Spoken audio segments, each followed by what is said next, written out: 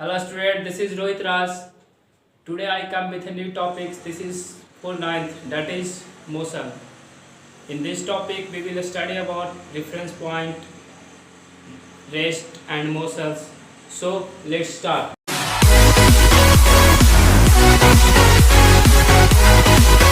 Now let's start the topic. First of all we will understand what is reference point. So let's see here. A fixed point which is used to describe the position of any object. Means जब भी हम लोग compare करेंगे motion को कि body को कि ये मोशन में है या रेस्ट में है, as we know that motion is a relative. So compare करने के लिए हम लोग को एक फिक्स्ड पॉइंट लेना होता है, उसी को हम लोग बोलते हैं रेफरेंस पॉइंट. एक हम लोग को फिक्स पॉइंट लेना होगा जो कि डिस्क्राइब करेगा पोजीशन ऑफ एनी ऑब्जेक्ट. जैसे आप लोग यहाँ देख सकते हैं इस फिगर में. आगे अब हम लोग बढ़ते हैं. आगे रेस्ट, तो रेस्ट किसको बोलेंगे? वैसा body when a body does not changes its position. जब कोई बॉडी अपना पोजीशन चेंज नहीं करेगा with A interval of time. कोई एक रेफरेंस पॉइंट ले लेंगे और देखेंगे जैसे बगल में पेड़ है और घर है, लेकिन पेड़ वहीं पर है, घर भी वहीं के वहीं पर है, टाइम पास हो रहा है लेकिन वहीं पे फिक्स है. तो हम लोग इसको बोलेंगे रेफरेंस पॉइंट. किसको बोलेंगे? पेड़ को. और जो ऑब्जेक्ट तुम्हारा हो गया घर हो गया, घर का पोजीशन चेंज नहीं हो रहा है, टाइम पास हो रहा है, तो ऐसा बॉडी को हम लोग बोलेंगे कि वो रेस्ट में है. अब आगे हम लोग देखेंगे मोशन.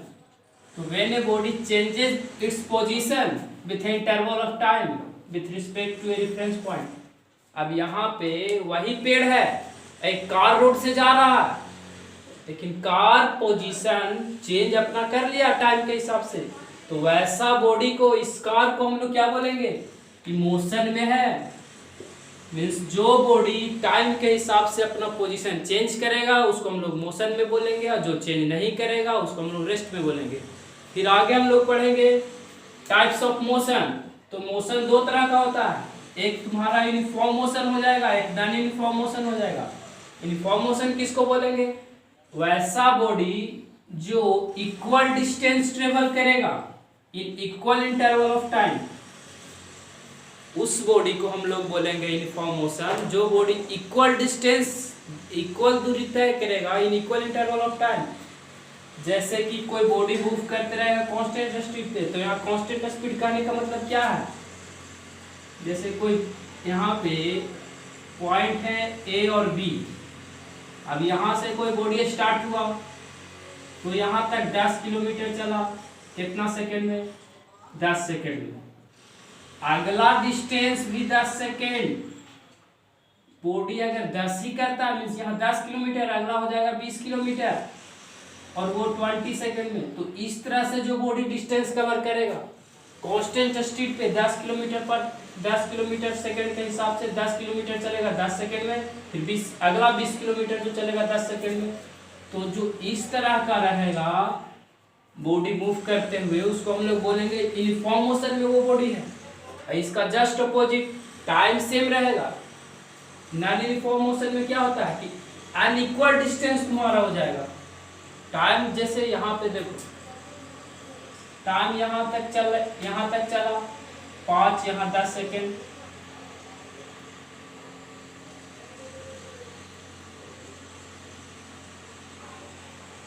टाइम तुम्हारा सेम है, लेकिन यहाँ से कोई बॉडी स्टार्ट करेगा, यहाँ तक आएगा, यहाँ तक चला 5 किलोमीटर, फिर अगला 10 किलोमीटर, फिर ऐसे आगे चलेगा तो 15 किलोमीटर.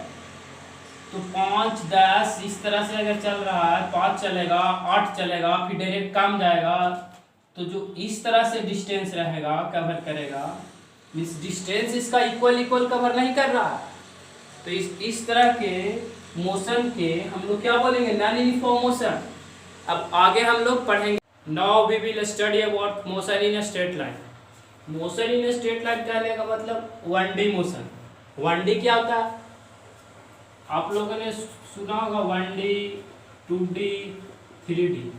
1D मीन्स जिसके पास 1 डायमेंशन, वैसा फिगर जिसके पास 1 डायमेंशन हो, 2D मीन्स जिसके पास 2 डायमेंशन हो, और 3D मीन्स जिसके पास 3 डायमेंशन हो, 3 डायमेंशन। ओके, मीन्स जिसके पास केवल लेंथ हो, 2D मीन्स जिसके पास लेंथ ब्रेथ हो, जिसके पास तीनों लेंथ ब्रेथ हाइट। तो 1D हम लोग क्या पढ़ने वाले हैं, motion in straight line means 1D motion. तो 1D मोशन का एग्जांपल क्या है, मीन्स स्ट्रेट लाइन पे, इसी के पास में केवल लेंथ होगा, यहाँ बताया कि नहीं। तो हम लोग को पढ़ता है मोशन इन स्ट्रेट लाइन। तो मोशन इन स्ट्रेट लाइन जो होता है वो किस पे डिपेंड करता है, उसका फैक्टर क्या क्या है। तो पहला आपका हो गया पोजीशन, पोजीशन पे डिपेंड करता है, टाइम पे डिपेंड करता है, distance, displacement, speed, velocity, acceleration. तो ये आपका 7 फैक्टर है जिस पे motion in straight line means 1D motion depends करता है। आपका जो डिस्टेंस हो गया and displacement are the parameters of the motion. Distance और डिस्प्लेसमेंट को हम लोग क्या बोलते हैं, पैरामीटर्स ऑफ मोशंस। इसलिए आपका पैरामीटर हो गया मोशंस का नापने का। Okay, now we will going to learn a concept of quantity.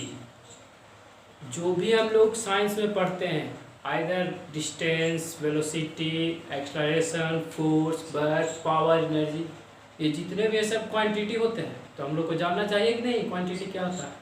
So let's start. तो फिजिकल क्वांटिटी क्या होता है, those quantities which can be measure, जिसको हम लोग मेजर कर सकते हैं इजली से। डिस्टेंस को मेजर करते हैं कि नहीं, वर्क निकालते हैं कि नहीं, फोर्स निकालते हैं कि नहीं, तो सब मेजर करते हैं। तो जितना भी हम लोग मेजर करते हैं उसी को बोलते हैं फिजिकल क्वांटिटी। आगे क्या मैंने लिखा, फिजिकल क्वांटिटी 3 ग्रुप्स में बटे हुए होते हैं। ध्यान से देखिए, यहाँ पहला हो गया आपका स्केलर क्वांटिटी, दूसरा हो गया वेक्टर क्वांटिटी, तीसरा हो गया टेंसर क्वांटिटी। तो अब जानना होगा ना कि क्या होता है स्केलर क्वांटिटी, क्या होता है वेक्टर क्वांटिटी, क्या होता है टेंसर क्वांटिटी। तो हम लोग जब पढ़ेंगे चैप्टर में स्पीड के बारे में, डिस्टेंस के बारे में, डिस्प्लेसमेंट के बारे में कुछ भी पढ़ेंगे तो उसमें जानना होगा ना कि जो हम लोग क्वांटिटी पढ़ रहे हैं वो स्केलर में आता है कि वेक्टर में आता है, कौन क्वांटिटी है। तो जानना होगा स्केलर क्वांटिटी क्या है।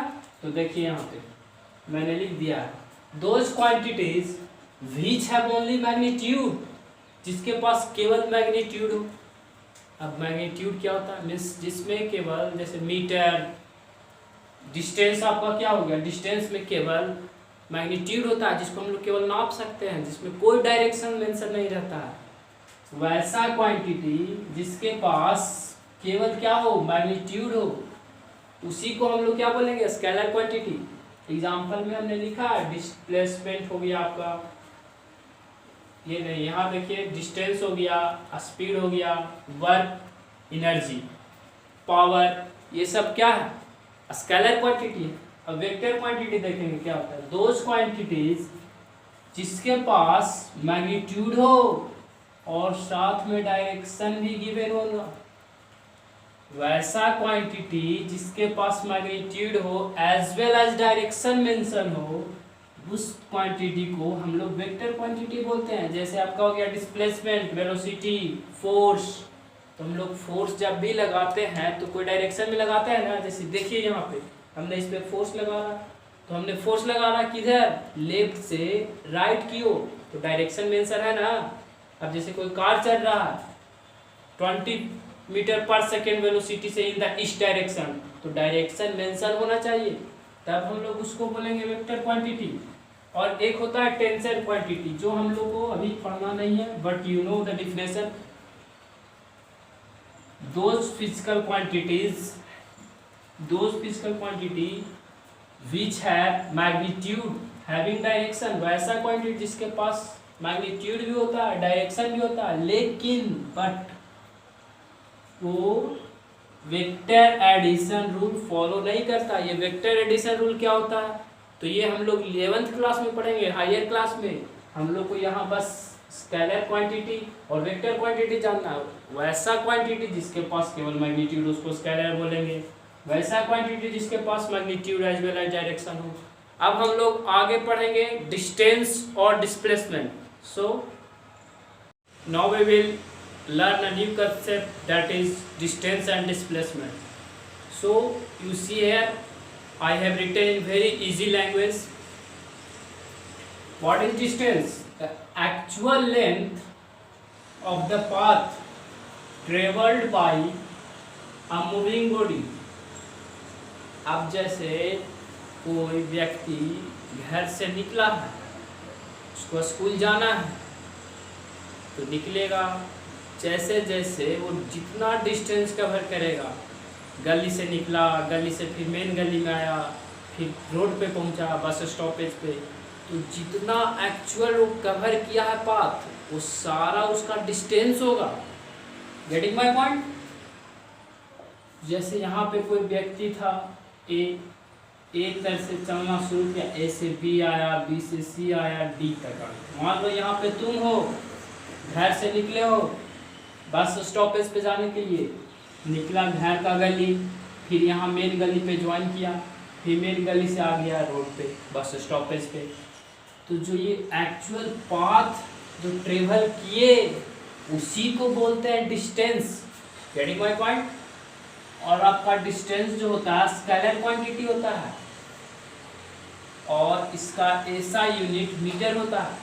अब जैसे डिस्टेंस निकालना है तो हमने क्या लिखा, एक्चुअल लेंथ ऑफ पाथ जो ट्रेवल आपने किया, तो कितना कहाँ से कहाँ गया, ए से बी क्या था 4 मीटर, बी से सी 2 मीटर, और सी से डी क्या था 5 मीटर। अब सबको आपस में जोड़ दीजिए तो आपका टोटल डिस्टेंस निकल जाएगा 11 मीटर। तो आगे पढ़ना डिस्प्लेसमेंट, तो डिस्प्लेसमेंट क्या होता है? अगर डिस्प्लेसमेंट इसी फिगर में समझना हो तो जो शॉर्टेस्ट डिस्टेंस होता है, इनिशियल पोजीशन आपका ये है, फाइनल पोजीशन क्या है, फाइनल पोजीशन आपका ये हो गया। तो मैंने जो यहाँ पे ब्लू लाइन से इस तरह से ड्रॉ किया है, वो आपका डिस्प्लेसमेंट हो गया। मीन्स डिस्प्लेसमेंट क्या होगा, जो शॉर्टेस्ट डिस्टेंस है, मीन्स सबसे शॉर्टकट रास्ता क्या है, यहाँ से यहाँ तक जाने का, यही है। तो जो शॉर्टेस्ट डिस्टेंस होता है, इनिशियल और फाइनल पोजीशन, उसी को हम लोग डिस्प्लेसमेंट बोलते हैं। You see here I have written the shortest distance between, कहाँ, तो इनिशियल और फाइनल पोजीशन के बीच में कोई भी मूविंग बॉडी का जो डिस्टेंस होगा शॉर्टेस्ट, उसी को डिस्प्लेसमेंट बोलेंगे। और डिस्प्लेसमेंट निकालेंगे कैसे, तो आपने बचपन में पाइथागोरस थ्योरम पढ़ा होगा। अब जैसे यहाँ देखिए ये राइट ट्रायंगल है कि नहीं, तो शॉर्टेस्ट डिस्टेंस निकालना है ए और सी के बीच में, तो इधर 4 है, इधर 4, इधर 3 है, तो ए सी क्या हो जाएगा, अंडर रूट ए बी का स्क्वायर प्लस बी सी का स्क्वायर, हमने यहाँ पे कर दिया। तो यहाँ से रूट 25 को हम लोग क्या लिख सकते हैं 5, तो 5 मीटर आपका डिस्प्लेसमेंट आंसर आ गया। अब कोई व्यक्ति, अब इसमें डिस्टेंस बोलता निकालने के लिए, तो डिस्टेंस आपका 3 और 4 7 मीटर हो जाता। तो this is all about distance and displacement. You can also see with the help of figure. You see here figure. आप इस फिगर से समझ सकते हैं। यहाँ पे इस फिगर में एक साइकिल चलाते हुए स्टूडेंट है जो जा रहा है। अब इसका शॉर्टेस्ट डिस्टेंस क्या हो जाएगा, पेड़ उसका डेस्टिनी है, तो वो दोनों के बीच में जो शॉर्टेस्ट होगा यहाँ से यहाँ तक, वो डिस्प्लेसमेंट कहलाएगा। और लेकिन जो पूरा डिस्टेंस कवर करेगा एक्चुअल पाथ को डिस्टेंस कहलाएगा। सो